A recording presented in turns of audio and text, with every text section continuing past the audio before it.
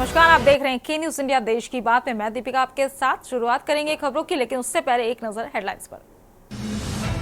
नए साल में दिल्ली के झुग्गियों वासियों को पीएम मोदी देंगे सौगात। नए साल में पूरा होगा घर का सपना। 3 जनवरी को सौंपेंगे नए फ्लैट की चाबियां।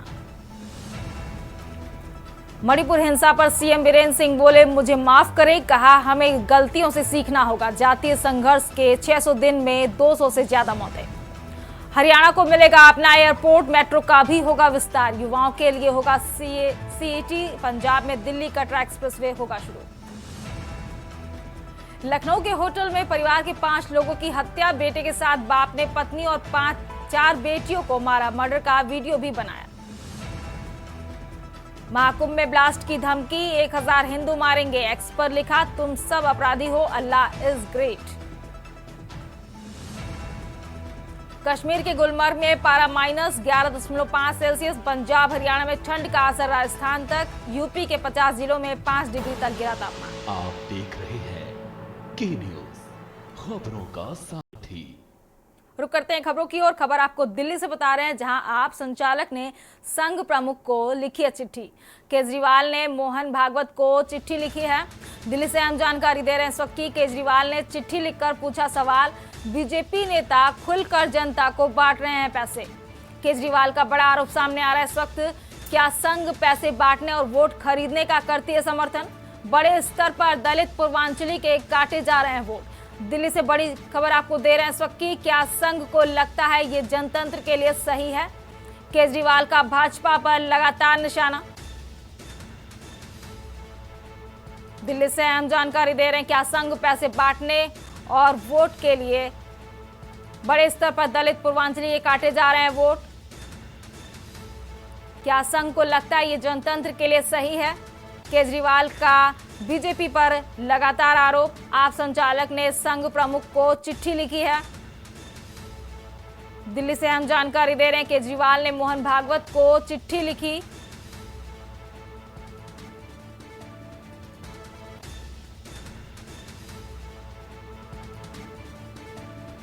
कहा बीजेपी नेता खुलकर जनता को बांट रहे हैं पैसे।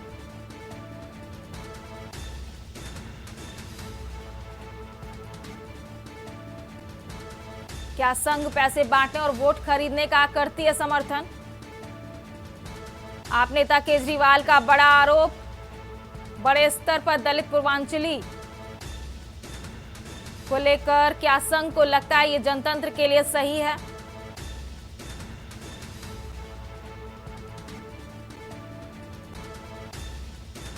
दिल्ली से बड़ी खबर आपको बता रहे हैं, केजरीवाल ने मोहन भागवत को चिट्ठी लिखी है।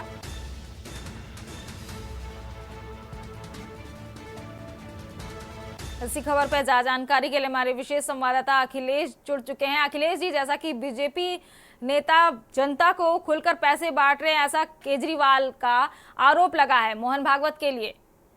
अखिलेश जी, देखिए दीपिका, बता दें कि अरविंद केजरीवाल आम आदमी पार्टी के राष्ट्रीय संयोजक हैं। उनके तरफ से राष्ट्रीय स्वयंसेवक संघ के प्रमुख मोहन भागवत को चिट्ठी लिखी गई और उसमें उस चिट्ठी का में ये हवाला दिया गया है कि दिल्ली में प्रवेश वर्मा की तरफ से महिलाओं को पैसा बांटा गया था, पैसे लिफाफे दिए गए थे और इस पर सवाल पूछा है कि क्या संघ प्रमुख डॉक्टर मोहन भागवत इस मामले को लेकर इससे सहमति हैं? क्या वो बीजेपी के इन क्रियाकलापों से सहमति रखते हैं, नहीं रखते हैं? तो इसका जवाब दें और अपनी राय प्रकट करें। इसको लेकर राष्ट्रीय आम आदमी पार्टी के तरफ से जो अरविंद केजरीवाल ने चिट्ठी लिखी है उसमें दिल्ली चुनाव का भी हवाला दिया है कि किस तरह से दिल्ली के अंदर पैसा बांटकर बीजेपी के नेता, बीजेपी के पदाधिकारी और वोटों को खरीदने का काम कर रहे हैं। ये जनतंत्र की लूट जैसा मामला दिखता है। इस तरह के मामलों पर राष्ट्रीय स्वयंसेवक संघ को अपना रुख प्रकट करना चाहिए और खासकर राष्ट्रीय स्वयंसेवक संघ के संघ चालक मोहन भागवत के तरफ से इस पर अपनी राय जरूर जतानी चाहिए। ये अर्थ अरविंद केजरीवाल के तरफ से संघ प्रमुख को लिखी गई चिट्ठी में है।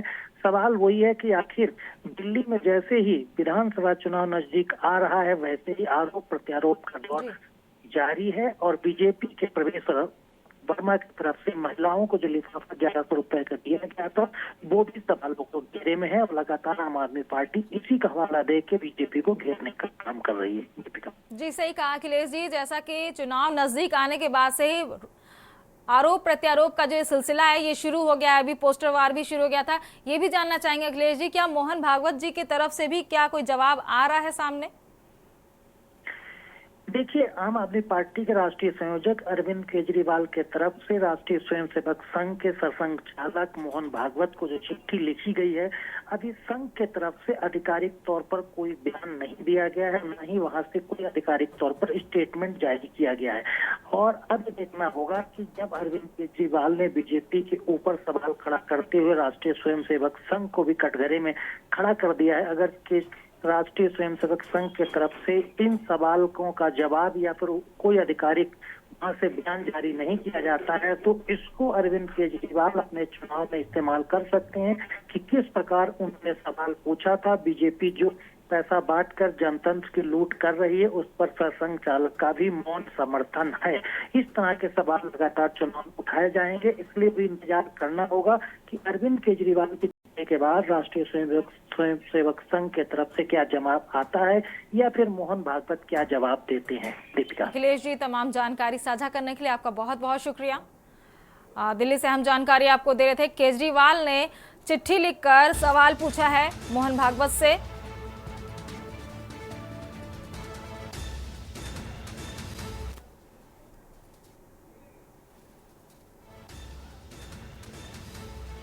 भाजपा पर लगातार हमला करते हुए बोला, भाजपा वोट के लिए पैसे बांटती है।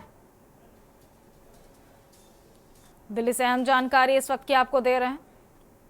आप नेता केजरीवाल लगातार भाजपा पर निशाना साधते हुए मोहन भागवत को चिट्ठी लिखी है।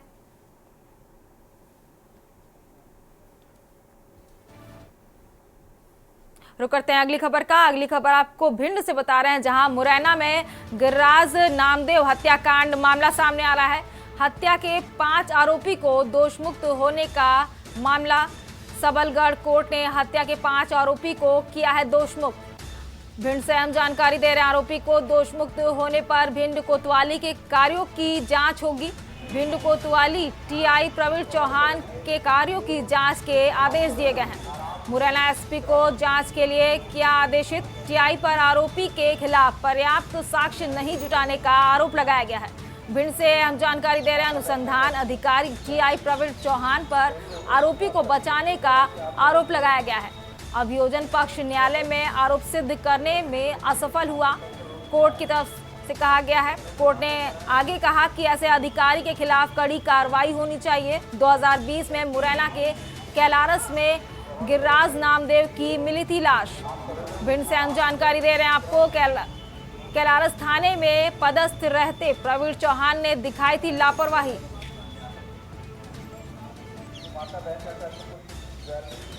भिंड से हम जानकारी दे रहे हैं, मुरैना में गिरिराज नामदेव हत्याकांड मामले में नया अपडेट आया है। हत्या के 5 आरोपी को दोषमुक्त होने का मामला। सबलगढ़ कोर्ट ने हत्या के 5 आरोपी को किया है दोषमुक्त।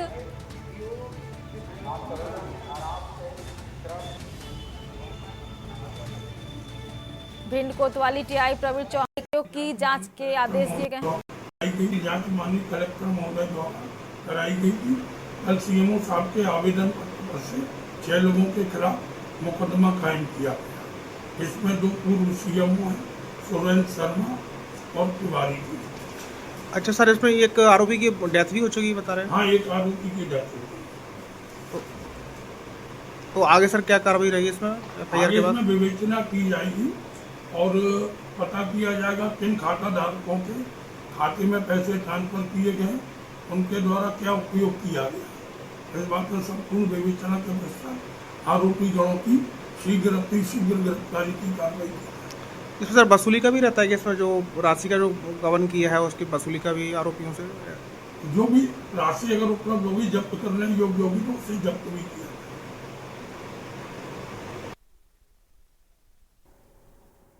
देश की बात में बात करेंगे मध्य प्रदेश की, जहां सिवनी में पेंच टाइगर रिजर्व में शाम की सफारी के दौरान एक साथ आए 4 बाघ नजर आए हैं। जहां पेंच टाइगर रिजर्व में भारी संख्या में पर्यटक बाघों का दीदार करने पहुंच रहे हैं, तो वहीं खवासा के टूरिया गेट में 4 बाघ रोड को पार करते हुए एक साथ नजर आए।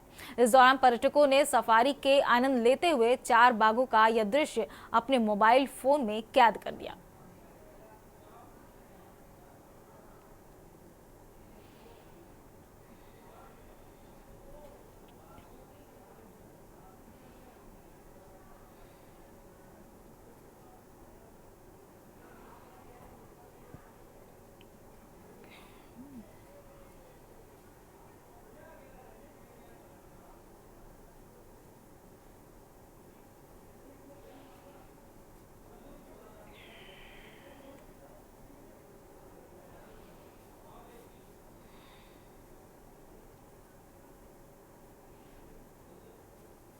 चलिए बढ़ते हैं अगली खबर की ओर। अगली खबर आपको राजधानी लखनऊ से बता रहे हैं, जहां अरशद ने अपने पिता बदर के साथ मिलकर मां सहित 4 बहनों की हत्या कर दी है।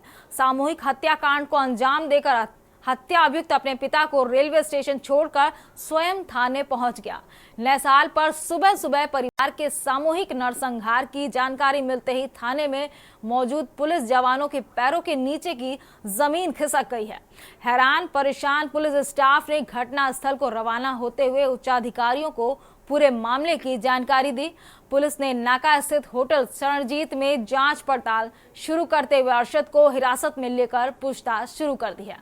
पुलिस के मुताबिक शुरुआती पूछताछ में आरोपी ने बताया है कि मोहल्लावासी परिवार को लगातार परेशान करते थे, इसलिए उसको भय बना रहता था कि अगर उसको कुछ हो गया तो मां और बहनों का क्या होगा। इसी उधेड़-बुन में उसने मां सहित सभी महिला सदस्यों को मौत के घाट उतार दिया।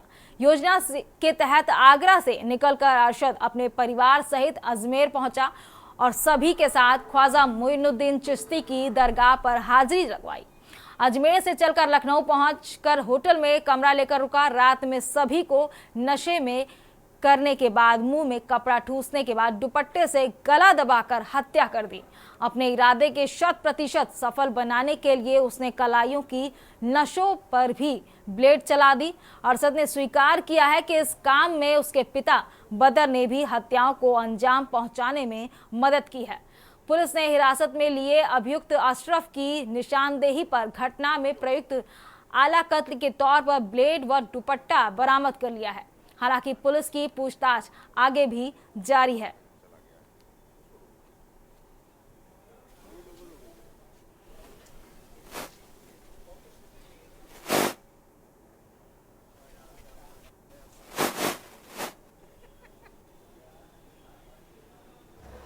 अस्सलाम वालेकुम, मेरा नाम मोहम्मद असद है। आज बस्ती वालों की वजह से उनसे थक हार कर आज मजबूरी में हमने सब ने पूरी फैमिली ने एक कदम उठाया है। आज अपने हाथ से अपनी बहनों को और अपने आप को मारा है मैंने। जब पुलिस को एक वीडियो मिले तो आप एक बात जानिए, इस सब चीज़ों की जिम्मेदारी बस्ती वाले हैं। उन्होंने हमारे घर छीनने के चक्कर में न जाने कितने हम लोग जुल्म कर हमने आवाज़ उठाई, लेकिन हमारी किसी ने न सुनी आज तक। इसलिए मजबूरन आज हमें 10-15 दिन हो गए फुटपाथ पर सो रहे हैं, ठंड में भटक रहे हैं। हम बच्चों को ये नहीं चाहते बच्चे ठंड में भटकें। हमारा घर इन्होंने छीन लिया है, मकान के पेपर्स हमारे पास हैं, और जो मंदिर का नाम करना चाहते थे, अपना धर्म परिवर्तन करना चाहते थे, इसलिए हमने इसके कागज़ सारे अपने पास रखे हुए हैं। पुलिस को एक वीडियो मिले तो लखनऊ पुलिस से, योगी जी से ये गुजारिश है कि इन जैसे मुसलमान कहीं मत छोड़ो आप। अब जो कर रहे हो बहुत बढ़िया कर रहे हो, क्योंकि ये मुसलमान हर जगह ज़मीनों पर कब्ज़ा करते हैं और लोगों पर जुल्म करते हैं। न जाने कैसे गैरकानूनी धंधे करते हैं, नकली नोटों के धंधे करते हैं। हमने बहुत इनके खिलाफ़ कार्रवाई करने की कोशिश करी, हम नहीं करवा सके। और हमारी मौत के ज़िम्मेदार सबसे मेन जो इंसान है वो पूरी बस्ती है, और उससे मेन जो इंसान है रानू और आफ्ताब अहमद,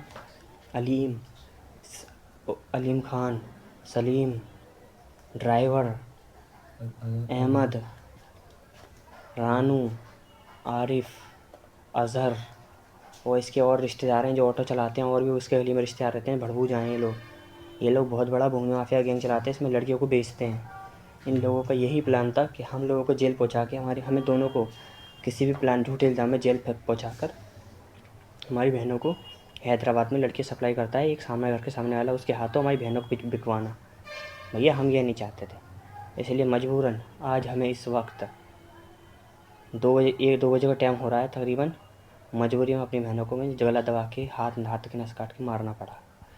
देखना चाहते हैं देखिए, मैं आपको इन लोगों की शक्लें दिखा दूँगा। देखिए बेचारी को कैसे मैंने अपनी मजबूरी में बहनों को गला काट कर मैंने मारा है। देखिए मरी पड़ी है, ये देखिए।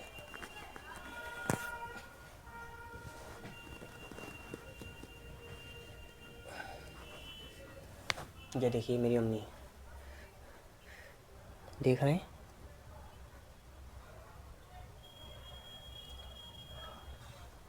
ये देखिए इनके हाथ की नसें कटी पड़ी हैं सब।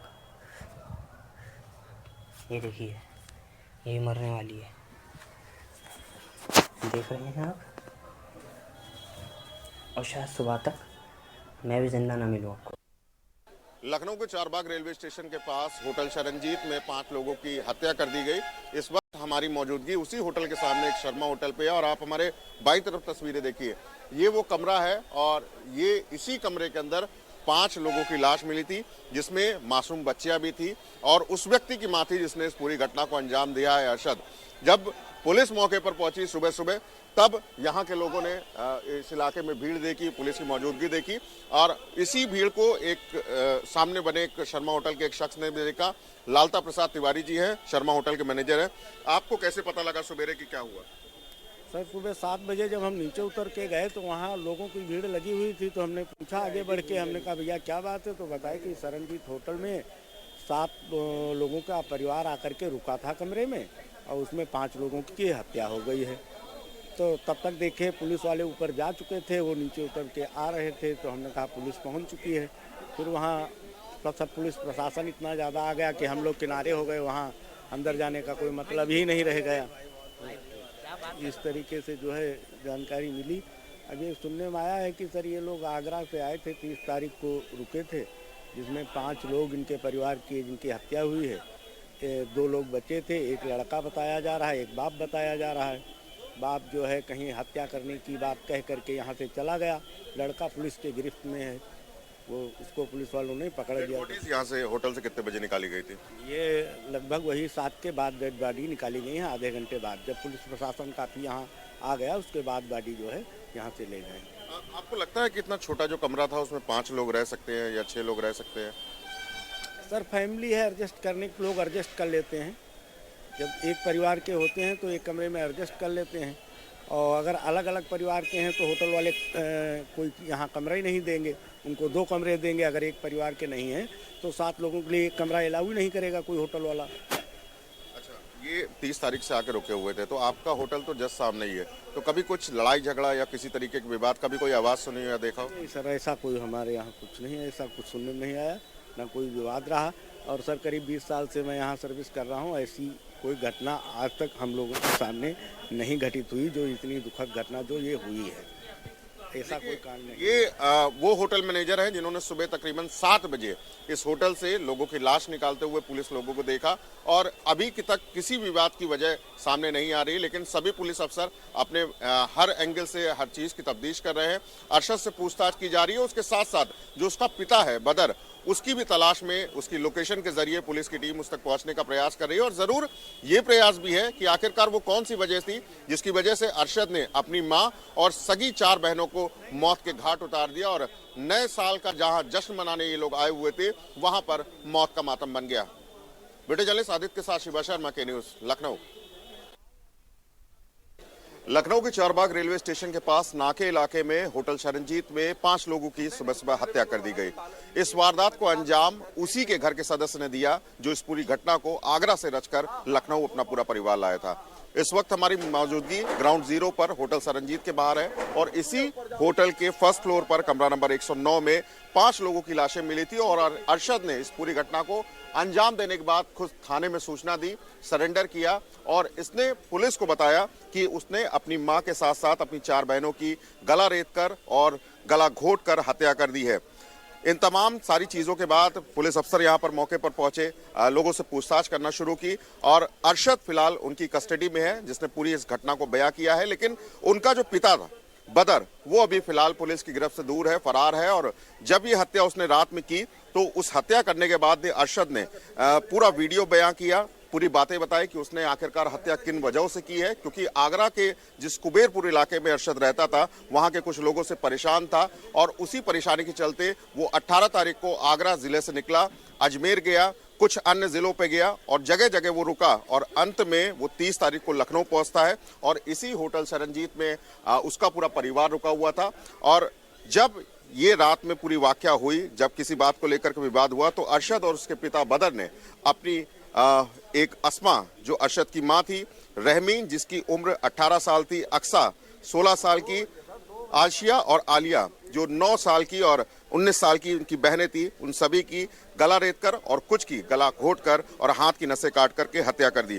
फिलहाल इस पूरे प्रकरण में जो बदर है, अरशद के पिता है, उनकी तलाश टीमें अलग अलग इलाके में कर रही है। लेकिन अरशद ने पुलिस की पूछताछ में एक अहम खुलासा ये भी किया है कि उसने परिवार के सभी सदस्यों को पहले शराब पिलाई और जबरन उन्हें बेहोश करवाया, उसके बाद उनकी धीरे धीरे करके एक कर करके हत्या की है।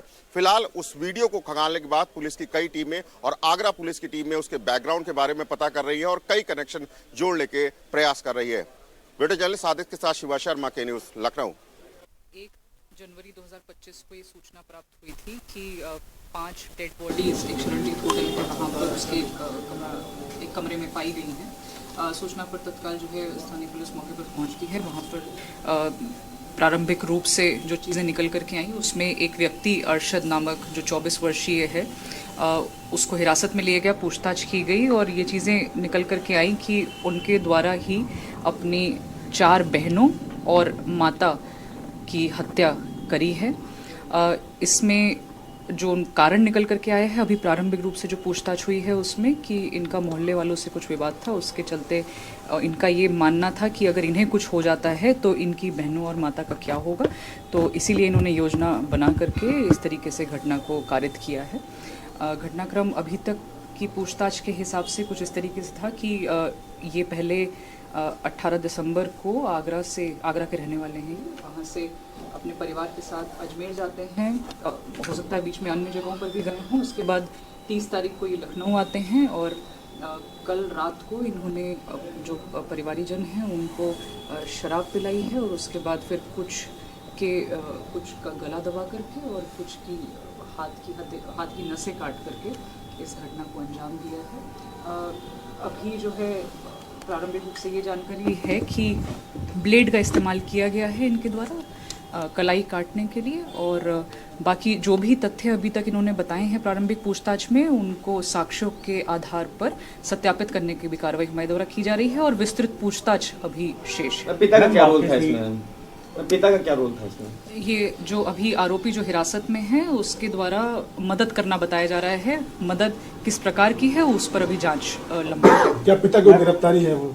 अभी नहीं, अभी उसके लिए टीम लगी। मैम मौके से क्या क्या चीज़ें बरामद हुई है? इसके अलावा जो आरोपी अरशद है उसने एक वीडियो भी मैम वायरल किया है, क्या उसको अभी जो है ब्लेड और जो दुपट्टा जिसका इस्तेमाल किया गया था, आला कत्ल जो है उनको बरामद कर लिया गया है।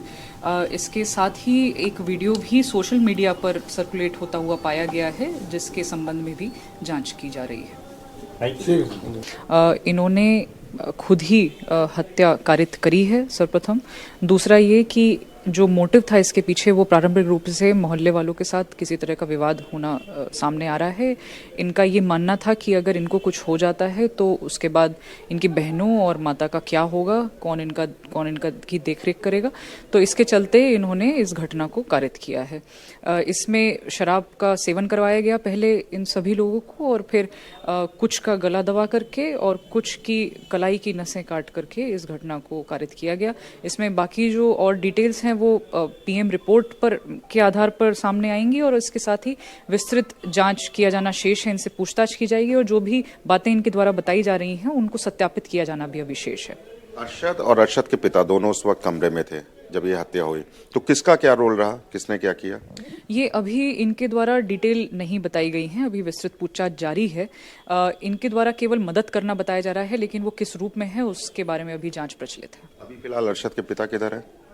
उनके लिए टीमें लगी हुई हैं, जल्द उनको भी हिरासत में ले लिया जाएगा। सोशल मीडिया पे मैम एक वीडियो वायरल हुआ अरशद का, वो कई बातें कह रहा है कि आगरा में उसको लोग परेशान करते थे, उसकी बहनों को सप्लाई करने की बात करते थे, नकली नोट की बात भी कही है। तो उस वीडियो को आप लोगों ने खंगाला, देखा कि क्या है आखिरकार? अभी सोशल मीडिया के माध्यम से एक वीडियो सामने आई है, उसकी जांच की जाएगी। जो भी उसमें बातें निकल करके आ रही हैं उसके संबंध में जांच करने के बाद ही कुछ बताया जाना संभव होगा। मुकदमे के लिए आपने कार्रवाई की है, मुकदमा दर्ज हो? जी, अभी थोड़ी देर में मुकदमा दर्ज करके इसमें अग्रिम विधिक कार्रवाई की जाएगी। तो ये थे हमारे साथ डीसीपी सेंट्रल अभिनी त्यागी मैम, जिनका साफ तौर से कहना है कि एफआईआर की प्रक्रिया थोड़ी देर में की जा रही है और जल्द ही अरशद के पिता बदर को भी गिरफ्तार कर लिया जाएगा। लेकिन हत्या के कारणों के पीछे प्राइमा फेसी यही आ रही है कि मूल निवास जो उनका आगरा में जिस जगह पर है वहां पर पड़ोसियों को लेकर के विवाद होता था और अरशद ने इसी के चलते अपने पिता के साथ मिलकर एक कमरे में अपनी 4 बहनों को और मां को मौत के घाट उतार दिया। वीडियो जर्नलिस्ट आदित्य के साथ शिवा शर्मा, के न्यूज, लखनऊ।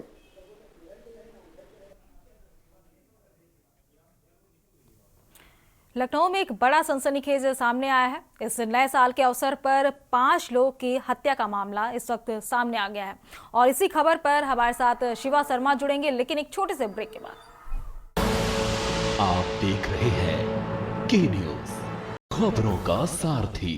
ब्रेक के बाद एक बार फिर से आप सभी का स्वागत है। रुक करते हैं खबरों की ओर। आपको बता रहे थे लखनऊ में एक बड़ी वारदात सामने आई है। नए साल की शुरुआत में एक बड़ी वारदात सामने आई जिसमें 5 लोगों की निर्मम तरीके से हत्या कर दी गई है और इसी खबर पर ज्यादा जानकारी के लिए हमारे साथ विशेष संवाददाता शिवा शर्मा लाइव जुड़ चुके हैं।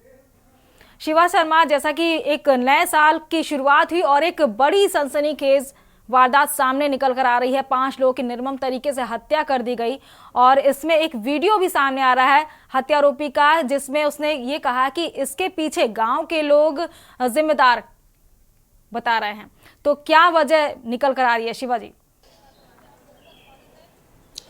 देखिए दीपिका, इस पूरे सामूहिक हत्याकांड को, इस पूरी घटना को पूरी सिलसिलेवार तरीके अगर समझेंगे तो चीजें स्पष्ट हो जाएंगी। ये पूरा परिवार आगरा के कुबेरपुर स्थित इस्लाम नगर का रहने वाला है, तेड़ी बगिया इलाका है और ये पूरा परिवार अपने इलाकाई लोगों से मजबूर था, उनसे परेशान था। उसके पूरे सदस्य इस बात को लेकर के परेशान थे कि उसका घर कब्जा लिया जाएगा, उनकी घर की जो महिलाएं हैं उनके साथ बहुत ज़्यादा ज़्यादती होगी और इसी को लेकर के 18 तारीख को यानी कि 18 दिसंबर को पूरा परिवार, जिसमें घर के मुखिया बदर, उनकी पत्नी अस्मा, अपने बेटे और 5 बेटियों के साथ पहले अजमेर जाते हैं, उसके बाद अलग अलग इलाकों में भटकते हैं और वो कहीं रहने को मजबूर होते हैं। लेकिन 30 तारीख को वो राजधानी लखनऊ पहुंचते हैं और चारबाग रेलवे स्टेशन पर जब आते हैं तो चारबाग रेलवे स्टेशन के जस्ट दूसरी रोड उस पार में नाका इलाके में होटल सरंजीत पे लोग स्टे करते हैं और पहली मंजिल पर बने कमरा नंबर 109 में लोग सभी सदस्य रहते हैं, जिसमें अस्मा, बदर, उनका बेटा अरशद और जो 4 बेटियां हैं उनकी, जो इसमें से 3 नाबालिग हैं और एक बालिग है जो 19 साल की है, सभी लोग रहते हैं। लेकिन पूरे एक्शन प्लान के तरीके से अरशद ने सभी को खत्म करने का जिम्मा उठाया था और उसमें उसने मदद अपने पिता की ले रखी थी, यानी कि हत्यारा कोई और नहीं, परिवार के उन्हीं बीच का था। लेकिन घटनाक्रम को अगर थोड़ी विस्तार तरीके समझेंगे तो शायद थोड़ी चीजें क्लियर हो जाएंगी। अरशद ने ये पूरी घटना को अंजाम 31 की रात यानी कि कल को दिया था और अरशद ने ये बताया है पुलिस को अपने दिए गए बयान पर कि बदर जो उसके पिता हैं उन्होंने शराब लाई मार्केट से और मार्केट से शराब लाने के बाद सभी घर की जो औरतें हैं, जो लड़कियां हैं, उनको शराब पिलाया और शराब पिलाने के बाद जब वो बेसुध हो गए तो सभी की एक एक करके किसी को मुंह में दुपट्टा ठूस करके उनका गला दबाया है, जैसे उसने अरशद ने अपनी माँ को मारा है। अपनी बहनों की हाथ की नसें काटी जिससे वो खून से लथपथ हो गई और धीरे धीरे उनकी मौत हो गई। और रात में उसने एक वीडियो बनाया और वीडियो के पीछे एक वजह बताई कि आखिरकार उसने अपने परिवार के 5 सदस्यों की हत्या, अपनी मां की और बहनों की हत्या क्यों की है। इसमें तमाम अपने जो आगरा जिले के रहने वाले कुछ लोग हैं उनका नाम भी लिया है और यह भी बताया कि उसका परिवार किस तरीके से प्रताड़ित था और इसी से तंग आकर के उसने सबकी हत्या की है। और इस पूरे वीडियो को बनाने के बाद उसने उसको सोशल मीडिया पर वायरल किया और फिर सुबेरे निकलकर अपने पिता के साथ पहले उनको रेलवे स्टेशन छोड़ता है और खुद नाका थाने में जाकर के इस पूरे हत्याकांड की वारदात को बता करके सरेंडर करता है। जब पुलिस इस पूरी घटना को सुनते हैं तो जाहिर सी बात है कि 5 लोगों की सामूहिक हत्याकांड की खबर और सूचना पुलिस के लिए एक बहुत बड़ा चैलेंज बन जाती है। तो जब मौके पर तमाम पुलिस अफसर पहुंचे थे और कमरा जब खुलवाया गया तो 5 लोगों की लाश बेड के ऊपर खून से लथपथ पड़ी हुई थी। इस पर तमाम पुलिस के बड़े अधिकारी मौके पर पहुंचे, फॉरेंसिक की फील्ड यूनिट पहुंची और सभी लोगों ने जांच सिलसिलेवार शुरू की। अब अरशद पुलिस को इस बात को लेकर के ये बता रहा है कि घटना क्यों की, किस वजह से की और आखिरकार वजह क्या है, लेकिन पुलिस के अफसर इस बात को लेकर के कंफ्यूज हैं कि इसमें से एक जो हत्या आरोपी है अरशद, जो खुद अपने आप को हाईलाइट करने के लिए ये बता रहा है कि उसने पूरी हत्याकांड किया है, लेकिन इस पूरे घटनाक्रम में उसका पिता बदर भी उस कमरे में मौजूद था। जो वायरल वीडियो हुआ था उसमें बदर भी उस वक्त बैठे हुए मौजूद थे और जिसमें 4 महिलाएं मरी हुई पड़ी हुई थी। तो बदर की और अरशद की कहानी अगर मिलती है तो जरूर स्पष्ट हो जाए कि आखिरकार हत्या की वजह क्या है। लेकिन अभी पुलिस के अधिकारी कंफ्यूज्ड हैं क्योंकि अरशद के जो बयान है उससे उसका मानसिक बहुत ज्यादा संतुलन ठीक नहीं लगता है। ये लगता है कि वो साइको हो सकता है, इसी की वजह से उसने शायद इस पूरे सामूहिक हत्याकांड को अंजाम दिया। अब बदर जो पुलिस की गिरफ्त से दूर है, बदर को पकड़ने के लिए पुलिस टीमें लगाई गई हैं और बदर से अगर पूछताछ की जाएगी कि आखिरकार उसने अपनी पत्नी और अपनी बेटियों की हत्या का साथ अपने बेटे के साथ मिल करके क्यों किया, तो शायद चीजें थोड़ी बहुत क्लियर हो जाएंगी। तो इस पूरे मामले में अरशद को फिलहाल गिरफ्तार कर लिया गया है। जिस ब्लेड से अरशद ने अपनी बहनों की नसें काटी थी हाथों की और अपनी जिस दुपट्टे से अपनी मां के मुंह में दुपट्टा ठूस करके उसकी गला दबा करके हत्या की थी, उन सभी चीजों को बरामद कर लिया है और एक FIR नाका कोतवाली में एक सब इंस्पेक्टर की तरफ से दर्ज कराई गई है, जिसमें वो खुद वादी बने हैं, खुद एप्लीकेंट बने हैं और उसके बाद अरशद को गिरफ्तार कर लिया गया है। तो अब जब बदर की गिरफ्तारी यानी कि अरशद के पिता की गिरफ्तारी होगी तो जरूर ये चीजें क्लियर होंगी कि आखिरकार ये वजह सही है कि जो आगरा का जो मूल निवासी है, ये पूरा परिवार वो अपने मोहल्ले वाले लोगों की वजह से तंग आया था कि वजह इसके पीछे कुछ और है। तो अभी जब तक बदर की गिरफ्तारी नहीं हो जाती तब तक बहुत ज्यादा चीजें क्लियर नहीं होंगी, क्योंकि पुलिस के हाथ बहुत सी ऐसी चीजें लगी हैं जो इन्वेस्टिगेशन का पार्ट है और बहुत ज्यादा वक्त भी नहीं बीता है। और पुलिस के लिए शिवा शर्मा, हम ये भी जानना चाहेंगे कि जैसे कि पहले अरशद की तरफ से एक बात कही गई कि पारिवारिक कलेश है, उसके बाद से दूसरा जस्ट वीडियो आता है कि उसका कहना है कि गांव के लोग जिम्मेदार हैं, उसकी बहनों की सप्लाई हो सकती है, उसको इस बात का डर था जिसकी वजह से उसने इतनी बड़ी वारदात को अंजाम दिया है। तो अभी खुलकर क्या बात सामने आ रही है, स्पष्ट कह पाना थोड़ा सा मुश्किल हो रहा है, क्योंकि जैसा आपने बताया कि उसका पिता फरार है और जब तक उसकी गिरफ्तारी ना हो जाए तब तक स्पष्ट रूप से जवाब नहीं समझा जा पाएगा। तो अभी पुलिस की तरफ से क्या बयान सामने आ रहा है कि क्या वाकई में लड़कियों की सप्लाई वहां पे होती है या फिर ऐसी कोई किसी बात की सूचना सामने निकल कर आ रही है जिसकी वजह से उसने इतनी बड़ी वारदात को अंजाम दिया? DCP सेंट्रल से जो हमारी बातचीत हुई है उन्होंने इस बात को बताया कि हमने अरशद के हर उस बात को यकीन करने की कोशिश कर रहे हैं, लेकिन जब वो बार बार बयान अपने पलटता है तो उससे कहीं ना कहीं इस बात को लेकर के जाहिर ज्यादा चीजें हो जाती है कि वो हो सकता है कि साइको हो और इसी साइकोपन की वजह से उसने अपनी माँ की और अपनी 4 बहनों की हत्या कर दी हो। लेकिन जब तक बदर सामने नहीं आता यानी कि अरशद के पिता सामने नहीं आते तो अरशद की किसी भी बात पर यकीन करना बहुत ज्यादा मुनासिब नहीं होगा। लेकिन अरशद के दिए गए बयान के आधार पर जो भी चीजें सामने आ रही है, पुलिस की टीमें चाहे वो लखनऊ पुलिस की हो या आगरा पुलिस की हो, दोनों आपस में कोऑर्डिनेट कर रही हैं और दोनों इन चीजों की सच्चाई और पड़ताल करने की कोशिश कर रहे हैं कि आखिरकार जिन लोगों का नाम उसने वीडियो में लिया है, जो सोशल मीडिया पे वायरल हुआ था, वो लोग कौन है और उससे अरशद के या अरशद के परिवार के संबंध कैसे थे। अब आगरा की अगर बात करी जाए, कुबेरपुर इलाके की, जो इस्लाम नगर इलाके में रहता था, तो ये भी अरशद ने इस बात को पुलिस को बताया है कि वो मुस्लिम धर्म से हिंदू धर्म पर कन्वर्ट होना चाहता था, लेकिन उसके आड़े उसके इलाके के बहुत लोग आ रहे थे। उसके घर को भी कुछ लोगों ने कब्जाया था, जो उसका घर था। अरशद अपने घर को, अपनी जमीन को मंदिर के ट्रस्ट के नाम करना चाहता था, लेकिन वो नहीं हो पा रहा था। इसके आड़े बहुत लोग आगे आ रहे थे। तो जब लखनऊ पुलिस और आगरा पुलिस आपस में कोऑर्डिनेट करके चीजें वर्कआउट करेंगी तो शायद ये अरशद के दिए गए बयानों को छानना यानी कि खंगालने के साथ साथ उनको फिल्टर करना बहुत आसान हो जाएगा। दूसरी तरफ बदर की गिरफ्तारी पुलिस के लिए इसलिए भी जरूरी है क्योंकि जो कहानी अरशद ने गढ़ी है पुलिस के सामने वो किस हद तक सच है, क्योंकि 5 लोगों की दीपिका सामूहिक हत्या कर डालना, और ये सबसे ज्यादा जरूरी हो जाता है कि अपने ही परिवार के 5 लोगों की हत्या कर देना, अपनी सगी मां की हत्या कर देना, अपनी 4 बहनों की हत्या कर देना जिसकी उम्र बहुत ज्यादा नहीं है, कोई 8 साल की है, कोई 16 साल की है, कोई 18 साल की, कोई 19 साल की है। तो इतने मासूम लोगों की हत्या कर देना, और अचानक से ऐसा क्या हो गया था, क्या किसी से परेशानी थी कि अपने ही परिवार के सभी लोगों को मौत के घाट उतार देना, पिता को छोड़ देना और पिता को फरार कर देना। तो बहुत सी बातें हैं जो अभी पर्दे के पीछे हैं, और पुलिस के इन्वेस्टिगेशन में चीजें धीरे धीरे चीजें सामने आएंगी, और जरूर इस बात का फिल्टराइजेशन होगा कि आखिरकार असल मौत की वजह क्या है। लेकिन प्राइमा फेसी पुलिस की अधिकारी, पुलिस की टीमें अरशद की हर कही हुई बात को क्रॉस चेक कर रहे हैं और उसको लगभग सत्य मान रहे हैं, क्योंकि घटना करने के बाद वो खुद थाने आकर के सरेंडर कर दिया। पुलिस को इस बात पे तफ्तीश नहीं करनी पड़ी कि किसी घटनास्थल पर लाशें पड़ी हुई हैं या कहीं और से फोन मिला हो। तो सीधा सीधा ये एक हत्या का केस है, और हत्या के केस में जो भी हत्यारा है अरशद, उसने खुद पुलिस को आकर के गवाही दी है और अपना कमिटमेंट किया है कि उसने ही हत्या की है। तो अब पुलिस के अफसर इस बात की तफ्तीश कर रहे हैं कि पहले तो बदर की गिरफ्तारी की जाए, और दूसरा अरशद के जो भी दिए गए बयान है उसको आगरा पुलिस से कोऑर्डिनेट करके उसकी सच्चाई खंगालना।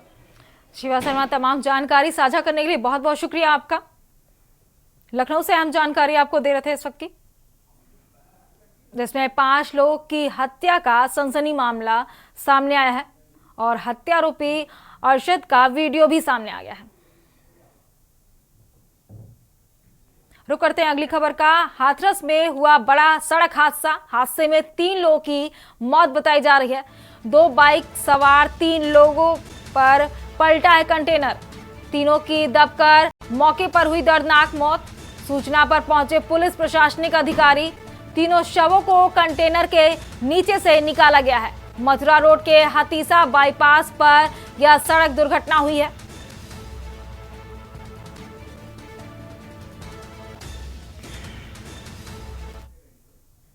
रुक करते हैं अगली खबर का। बरेली डीएम रविंद्र कुमार पहुंचे वृद्धाश्रम में जाकर जाना सभी का हाल। वृद्ध लोगों को किया कंबल और फल वितरण। डीएम के पहुंचते ही सभी के चेहरों पर आई खुशियां। वृद्धाश्रम में बुजुर्गों ने दिया डीएम को आशीर्वाद। कैंट थाना के बुखारा मोड़ वृद्धाश्रम में पहुंचे डीएम। डीएम के पहुंचते सभी के चेहरों पर आई खुशियां। वृद्ध लोगों को किया कंबल और फल वितरण। देखिए, अभी ठंड का समय है और आज नववर्ष है, तो नववर्ष के शुभ अवसर पर भी और जो जाने की व्यवस्था है वो दोनों ही चेक करने आज समाज कल्याण विभाग द्वारा संचालित वृद्धाश्रम का भ्रमण किया गया। इस अवसर पे सबको कंबल बांटा गया। यहाँ लगभग 125 वृद्धजन है। कंबल और फल बांटा गया। पूर्व में भी मैं आया था, कभी दिवाली की मिठाइयाँ, चप्पल, जूते वगैरह दिया था। मेरा मानना है सरकार चाहती है जितने भी वृद्धजन हैं, जितने भी निराश्रित वृद्ध हैं, उन सबको पूरी सुविधा मिले। तो आपने देखा कि सुविधाएं ठीक है, गर्म पानी की व्यवस्था है।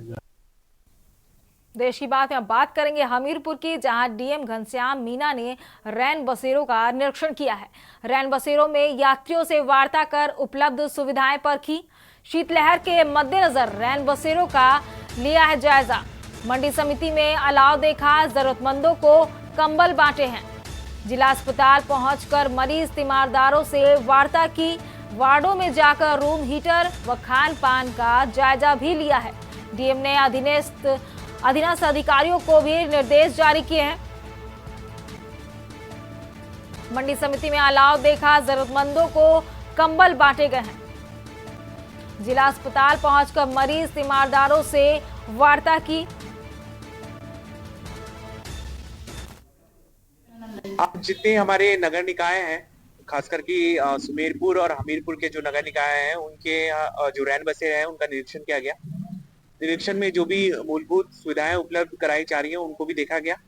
साथ ही जो जरूरतमंद लोग थे उनको चिन्हांकन करते हुए उनको कंबल वितरण का कार्यक्रम भी किया गया, जिसमें सुमेरपुर में लगभग 30 से 40 लोगों को कंबल प्रदान किया गया और हमीरपुर में भी लगभग इतनी संख्या में ही कंबल प्रदान किया गया। इसके बाद जो जिला अस्पताल है उसका औचक निरीक्षण किया गया।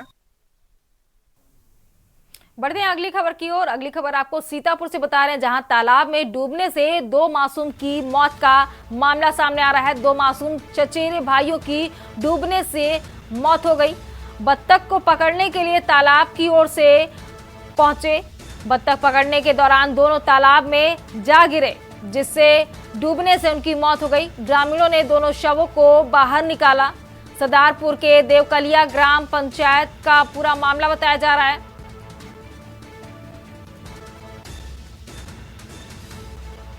बत्तख पकड़ने के दौरान दोनों तालाब में जा गिरे, जिससे उनकी मौके पर मौत हो गई। ग्रामीणों ने दोनों शवों को बाहर निकाला। सरदारपुर के देवकलिया ग्राम पंचायत का पूरा मामला बताया जा रहा है। बढ़ते हैं अगली खबर की ओर। अगली खबर आपको हमीरपुर से बता रहे हैं, जहां प्लास्टिक के डिब्बे में फंसा लकड़बग्घा का मुंह। डिब्बा फंसाए कमरे में कैद हुआ लकड़बग्घा। रात में नहीं निकल सका लकड़बग्घा, दिन में गांव की तरफ आया लकड़बग्घा। ग्रामीणों ने लकड़बग्घे का बनाया वीडियो सोशल मीडिया पर वायरल हो रहा है। खाने की तलाश में निकला था लकड़बग्घा। सदर कोतवाली के सिटी फॉरेस्ट रोड का पूरा मामला बताया जा रहा है। दिन में गांव की तरफ आया था लकड़बग्घा। ग्रामीणों ने लकड़बग्घे का वीडियो बनाया है, जिसे सोशल मीडिया पर वायरल किया। खाने की तलाश में निकला था लकड़बग्घा। सदर कोतवाली के सिटी फॉरेस्ट रोड का पूरा मामला बताया जा रहा है।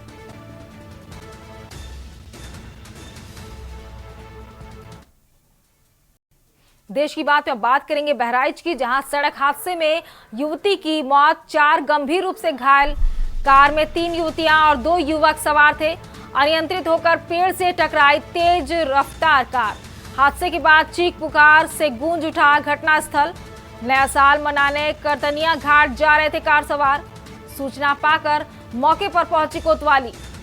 मूर्तिहा पुलिस सभी घायलों को मोतीपुर सीएससी में कराया भर्ती। सामुदायिक स्वास्थ्य केंद्र पहुंचे कोतवाल अमरेंद्र सिंह। गंभीर हालत में 4 घायल मेडिकल कॉलेज रेफर किया गया। मेडिकल कॉलेज रेफर होने वालों में 2 मरणासन मूर्तिहा क्षेत्र की नई बस्ती निवासी बताया जा रहे हैं कार सवार। मूर्तिहा कोतवाली क्षेत्र स्थित मूर्तिहा रेंज के पास का मामला बताया जा रहा है। गंभीर हालत में 4 घायल मेडिकल कॉलेज रेफर किए गए। बढ़ते हैं अगली खबर की ओर। अगली खबर आपको कानपुर से बता रहे हैं, जहां नववर्ष के मौके पर महापौर प्रमिला पांडे ने वार्ड 1 में जनता दरबार लगाया। नववर्ष की शुरुआत में उन्होंने गौ पूजन कर कोपरगंज इलाके के लोगों की समस्याएं सुनी। इस मौके पर कई विभागों के अधिकारी भी महापौर के साथ मौजूद रहे। स्थानीय जनता ने सड़क, लाइट, सीवर जैसी कई समस्याएं महापौर के सामने रखी। महापौर प्रमिला पांडे ने कहा कि लगातार हर वार्ड में इस तरह के कैंप लगाए जाएंगे। बिजली का बिल, नगर निगम के बड़े टैक्स, स्वास्थ्य संबंधी सभी समस्याओं का निस्तारण मौके पर ही किया जाएगा।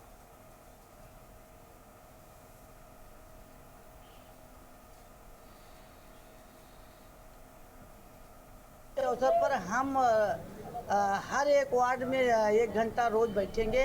आज वार्ड 1 में हूँ और क्या कहते हैं, यहाँ के पार्षद जी हमारे साथ है और यार महापौर वार्ड 1 के हर एक द्वार पर है महापौर। यहाँ आकर के मैं सारी समाज के अधिकारी बैठे, 10-12 विभाग के अधिकारी आए हैं। जो समस्या होगी तुरंत निस्तारण की होगी, तुरंत होगी, ना 1-2 दिन बाद। किस तरह की समस्याएं आ रही हैं? समस्याएं अभी सीवर की आई है, गोबर की आई है, लोगों की अभी 2-3 समस्या आई है, लाइट की आई है। चलो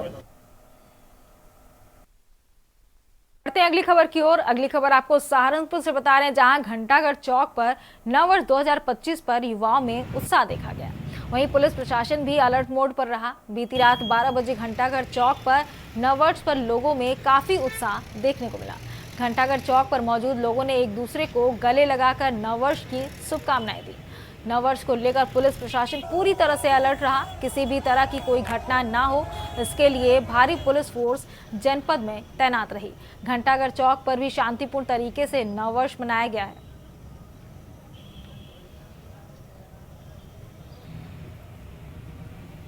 पहले सभी देशवासियों को प्यार भरा अपना आदाब पेश करता हूं और सभी देशवासियों को नए वर्ष की शुभकामनाएं। और जितने यहाँ पत्रकार आए हैं, मैं आपकी खिदमत देख रहा हूँ, यहाँ चारों तरफ आप घूम रहे हैं घंटाघर पर, आपको भी बहुत बहुत शुभकामनाएं।